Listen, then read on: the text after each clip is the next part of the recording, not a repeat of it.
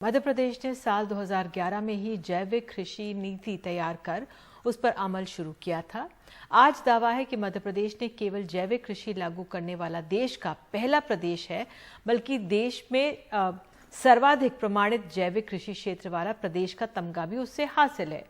लेकिन क्या दावे हैं, इस दावे में कितना दम है, देखिए ये खास रिपोर्ट। क्या ये कपास जैविक कपास है? सवाल इसलिए क्योंकि हाल ही में national programme for organic promotion (NPOP) ने अपनी जांच में पाया कि हैदराबाद की एक प्रमाणीकरण एजेंसी ने न केवल गैर जैविक तरीकों से उत्पादित कपास को जैविक रूप में मंजूरी दी, बल्कि BT कपास को भी जैविक रूप में प्रमाणित कर दिया। ये एजेंसी उन किसानों के संगठन या FPO जैसे उत्पादक समूहों को प्रमाणित करती है। इनमें से कई उत्पादक समूह कपास का उत्पादन करने वाले प्रमुख राज्यों मध्य प्रदेश, गुजरात और महाराष्ट्र के थे। इस खेल में कई बड़ी कंपनियां शामिल हैं। जिन किसानों के नाम पर जैविक खेती हो रही है, उनमें से कई कागजों पर हैं, तो कुछ किसानों को पता तक नहीं कि वो उन FPO का हिस्सा हैं जो केवल जैविक कपास वालों के लिए बने थे। हमारे एरिया में जैविक खेती बहुत कम होती ही नहीं, और बर्तन 2 व्यक्ति को दिया गया, बाकी जैविक खेती के नाम से दिया। जैविक खेती हमारे एरिया में होती ही नहीं। मेन फसल तो कपास जरूर है, तो जैविक खेती वाला को कपास नहीं देते। मंडी जाते हैं कपास, कोई भी व्यक्ति बेचे कपास तो मंडी ले जाते हैं। जैविक खेती का नाम है ही नहीं अपने एरिया में। खरगोन मध्य प्रदेश में कपास का बड़ा बेल्ट है। कृषि विभाग कहता है सिर्फ 3 कंपनियों ने कपास की जैविक खेती में किसानों से अनुबंध किया है।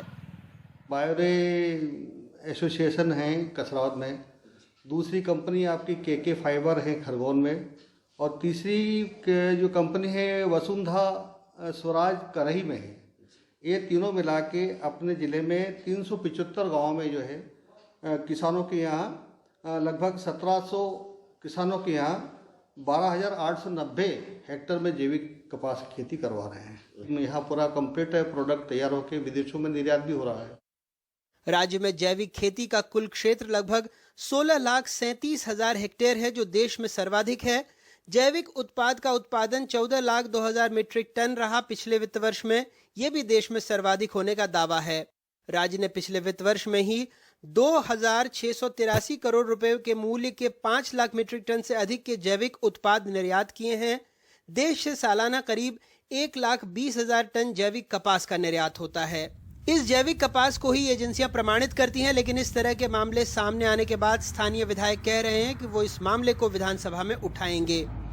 ऐसे कागज़ों पे अगर साइन करा के उनके नाम से फंडिंग हो रही है, तो मैं उसको निश्चित तौर पे जांच कराऊंगा और ऊपर विधानसभा तक इस मामले को ले जाएंगे।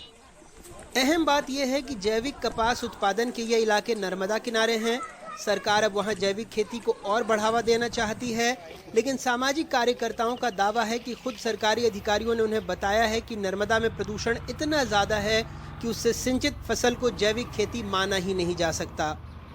मध्य प्रदेश में हमने तय किया नर्मदा किनारे 5 किलोमीटर दाएं तट पर, 5 किलोमीटर बाएं तट पर मध्य प्रदेश सरकार खुद पहल कर रही है प्राकृतिक खेती की, ताकि केमिकल फर्टिलाइजर से मुक्त करके हम लोगों के और धरती के स्वास्थ्य की भी रक्षा कर सकें। जैविक खेती वाले हमारे किसानों को सर्टिफिकेट देने के लिए, जांच करने के लिए आए, तो उन्होंने साफ कह दिया कि अगर आप नर्मदा का पानी इस्तेमाल करेंगे तो उसको हम जैविक खेती नहीं मानेंगे।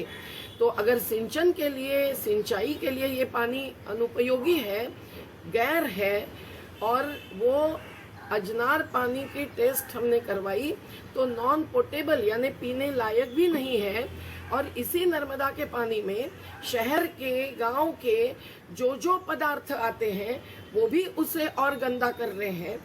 एपिडा ने एक प्रमाणन एजेंसी पर कार्रवाई कर दी, लेकिन क्या मामला यहीं खत्म हो जाता है? दरअसल जैविक उत्पादों के प्रमाणीकरण में बहुत ज्यादा गड़बड़ झाला है, और न सिर्फ इससे भोले भाले किसान और हम प्रभावित होते हैं, बल्कि जो देश के निर्यात की प्रामाणिकता है उस पर भी, उसकी साख पर भी इससे बट्टा लगता है। बड़वानी से मुनाफ, खरगोन से आसिफ और भोपाल से कैमरा पर्सन रिजवान खान के साथ अनुराग द्वारी, NDTV इंडिया।